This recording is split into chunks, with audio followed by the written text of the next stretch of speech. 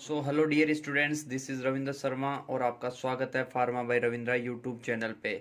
तो दोस्तों, आज अपन डिस्कस कर लेते हैं कि जो सिलेबस है अपना फॉर सिपाही फार्मा, तो उसके बारे में आज अपन डिस्कस कर लेते हैं कि कैसे अपन 30 दिन के अंदर यानी कि एक महीने के अंदर अपन उस सिलेबस को कैसे कवर कर सकते हैं।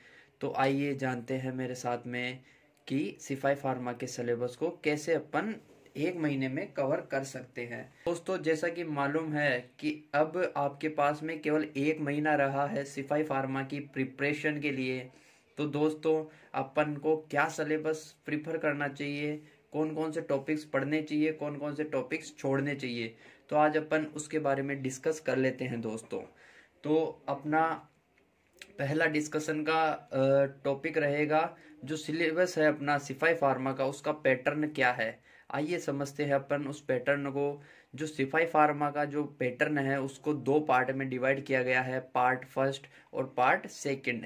आपका पेपर होगा 120 मिनट का, उसमें 60 मिनट इस पार्ट फर्स्ट के लिए दिए गए हैं और 60 मिनट पार्ट सेकंड के लिए दिए गए हैं। हालांकि आप अगर पार्ट फर्स्ट को पहले कर लेते हो तो वो जो रिमेनिंग टाइम है उसको आप पार्ट सेकंड में भी यूज में ले सकते हो। तो आइए दोस्तों जानते हैं पार्ट फर्स्ट में क्या क्या इंक्लूड है। अपने पार्ट फर्स्ट में दोस्तों जनरल नॉलेज, उसके 25 क्वेश्चंस, और जो इंग्लिश है उसके 25 क्वेश्चंस। और अपना जो पार्ट सेकंड है उसमें अपना जो फार्मा पोर्शन है यानी कि फार्मेसी फर्स्ट और फार्मेसी सेकंड। जो दोस्तों फार्मेसी फर्स्ट है उसमें से 30 क्वेश्चन आएंगे और जो फार्मेसी सेकंड है उसमें से 20 क्वेश्चंस आएंगे। तो दोस्तों, इस प्रकार से अपना सिपाही फार्मा का सिलेबस डिवाइडेड किया गया है। अब दोस्तों जान लेते हैं इसके डीप में चल के। तो दोस्तों, जो अपना पार्ट फर्स्ट में जनरल नॉलेज का जो पोर्शन है जिससे 25 क्वेश्चन आने वाले हैं, उसका आपको टॉपिक वाइज दिया गया है। दोस्तों, जो टॉपिक वाइज दिया गया है, मैं तो इंडियन आर्मी की ये एक बहुत अच्छी चीज मानता हूँ कि उन्होंने बिल्कुल टॉपिक वाइज सिलेबस दे रखा है। कई एग्जाम में टॉपिक वाइज सिलेबस नहीं दिया रहता तो उसमें तो बहुत सारा कंफ्यूजन रहता है। इनमें आपको टॉपिक वाइज दिए गए हैं और इन्हीं से क्वेश्चंस वहाँ पे देखे जाएंगे। तो दोस्तों, ये जो है इसकी बात कर लेते हैं अपन। The test will include questions related to India and neighbouring country, specially pertaining to history, culture, geography and who's who. तो दोस्तों, ये जो है इसमें आप इतना डीपली नहीं जा सकते क्योंकि इसमें पूरी आपकी हिस्ट्री आ गई, कल्चर आ गया एंड ज्योग्राफी आ गई। तो आप इस टॉपिक को आप इतना डीपली मत पढ़िएगा। हिस्ट्री, कल्चर एंड ज्योग्राफी बहुत बड़ी है दोस्तों, इतना आप नहीं पढ़ सकते। तो मैं तो कहूंगा कि इस टॉपिक को आप भगवान भरोसे रखो। और नेक्स्ट अपन बात कर लेते हैं abbreviation sports awards and prize. दोस्तों, ये जो टॉपिक है उस टॉपिक को बिल्कुल क्लियर करके चले। जो भी रिसेंट में स्पोर्ट्स हुए हैं उनमें जो अवार्ड्स एंड प्राइजेस मिले हैं उनको दोस्तों आप बिल्कुल पूरा कवर करके चलें। ये जो टॉपिक है बहुत ही इंपॉर्टेंट टॉपिक है, इससे 2 से 3 क्वेश्चन आपको देखने को मिलेंगे। इसके अलावा टर्मिनोलॉजी है Indian armed force contents and सब कंटेंट्स। तो दोस्तों, जो इंडियन आर्म्ड फोर्स के बारे में है तो उसके बारे में भी आपको नॉलेज होना जरूरी है। तो ये भी आपके लिए इम्पोर्टेंट है, इससे भी क्वेश्चंस देखे जाएंगे। इन्वेंशन एंड डिस्कवरी जो है दोस्तों, इससे 1 से 2 क्वेश्चन पक्का आपको मिलेगा। बहुत ही इंपॉर्टेंट टॉपिक है, इसको आप बिल्कुल भी अवॉइड मत करना। इसके बाद में द कॉन्स्टिट्यूशन ऑफ इंडिया है दोस्तों, ये जो चीज है ये थोड़ी सी बड़ी है तो मैं तो कहूंगा इसको अवॉइड ही करके चले। इंटरनेशनल और जो ऑर्गेनाइजेशंस है उनसे 1 क्वेश्चन आपको देखने को मिलेगा, तो ये भी आपको पढ़ के चलना है। बुक्स एंड ऑथर है, इससे भी आपको क्वेश्चन जरूर देखने को मिलेगा, तो ये आप मिस ना करें। और इसमें आपको क्या पढ़ना है, जो 6 मंथ में जो करंट बुक्स पब्लिश्ड हुई है और जो उनके ऑथर्स है आपको उनको देखना है। तो नेक्स्ट की बात कर लेते हैं knowledge of important events that have happened in India and world level in the recent year. तो ये जो टॉपिक है नॉलेज ऑफ इम्पोर्टेंट इवेंट, ये आपको होना बिल्कुल मस्ट है। और दोस्तों ये आपको 6 मंथ या 1 साल में जो भी इम्पोर्टेंट इवेंट्स हुए हैं उनके बारे में नॉलेज होना बिल्कुल ज़रूरी है। और करंट इम्पोर्टेंट वर्ल्ड इवेंट ये भी बहुत इंपॉर्टेंट है। इनसे दोस्तों आपको बहुत क्वेश्चंस देखने को मिलेंगे। Prominent personalities in India. तो दोस्तों ये जो यहाँ से लेके ये जो टॉपिक है books and author, knowledge of important event और जो करंट इम्पोर्टेंट वर्ल्ड इवेंट है, इनको आप मिस बिल्कुल भी मत करना। प्रोमिनेंट पर्सनालिटी जो भी है अपने इंडिया में, कौन कौन फेमस पर्सन है, कौन कौन सा मंत्री कहाँ पे है, तो इन सब चीज़ों को आपको बिल्कुल अवॉइड नहीं करना है। जो मैंने ये टॉपिक्स बताए इनको तो आप बिल्कुल ही छोड़ के मत जाना, क्योंकि इनसे बहुत सारे क्वेश्चन देखने को मिलेंगे। और दोस्तों मैं तो कहता हूँ 6 मंथ की करंट की एक बुक मंगा लीजिए और उसको आप बिल्कुल रट लीजिए, चाट जाइए उस बुक को। उसमें से बहुत सारे क्वेश्चन देखने को मिलेंगे, करंट से आपको बहुत सारे क्वेश्चन देखने को मिलेंगे। नेक्स्ट बात कर लेते हैं पार्ट फर्स्ट के सेकंड बी पार्ट की, यानी कि इंग्लिश की। तो दोस्तों direct upon part of speech की। तो दोस्तों जो पार्ट ऑफ स्पीच है इसको बिल्कुल भी मिस नहीं कर सकते, बहुत ही इंपॉर्टेंट टॉपिक है। और इसमें जो आर्टिकल और नाउन एंड प्रोनाउन है, इसमें से दो दो क्वेश्चंस आपको देखने को मिलेंगे, बहुत ही इंपॉर्टेंट टॉपिक है। तो ये आप बिल्कुल भी मिस मत कीजिएगा। इसमें से जो वर्ब्स है उससे भी एक क्वेश्चन देखने को मिलेगा, तो बिल्कुल मिस मत कीजिएगा।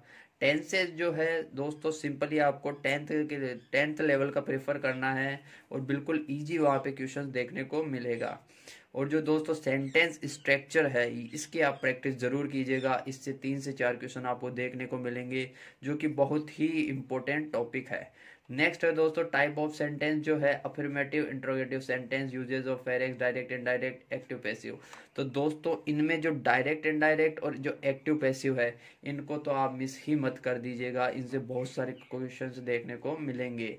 नेक्स्ट दोस्तों बात कर लेते हैं, तो दोस्तों बात कर लेते हैं इडम्स एंड फ्रेजेस। तो जो इडम्स है दोस्तों वो आपको 2 इडम्स देखने को मिलेंगे। तो दोस्तों जितने भी मोस्ट पॉपुलर इडम्स हैं उनको आप कवर करके चलें, बहुत ही इंपॉर्टेंट है। ये 2 तो आपको कंफर्म आएंगे ही आएंगे।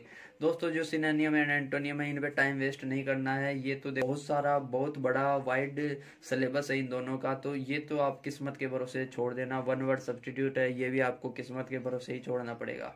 लेकिन जो मैंने बताया है idioms and phrases, active and passive and direct and indirect, और इनके बाद में सेंटेंस जो स्ट्रक्चर है वो, और simply tensed, verb and noun pronoun and article, दोस्तों इनको तो रट लीजिएगा, इनसे बहुत सारे क्वेश्चंस देखने को मिलेंगे।